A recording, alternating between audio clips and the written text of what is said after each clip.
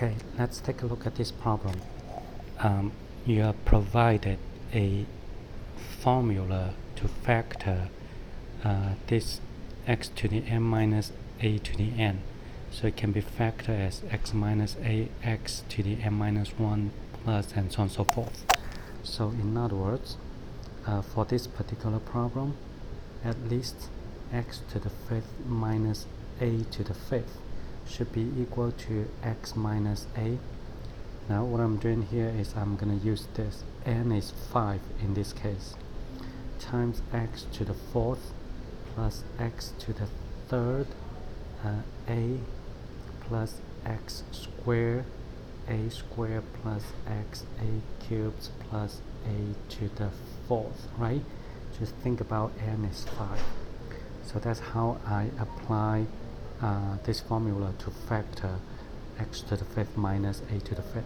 So with that, you do know that the limit that we are trying to find is this one.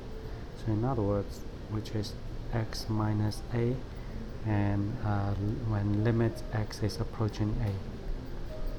So you can see that this factor can be cancelled. So you are left with this guy. And now you can do the substitution, plug in x. So now you substitute x equals a in here. So as a result, you're going to get a to the power fourth plus a cubed times a, right? Why? Because I plug in a, substitutes a in x. That's what I'm getting. So substitutes a here, substitutes a here. So I'll continue to do that. A squared times a squared plus a times a cubed plus a to the fourth. And they all turn out to be a to the fourth power. A to the fourth power. So how many of those? 1, 2, 3, 4, 5. There were 5 a to the fourth.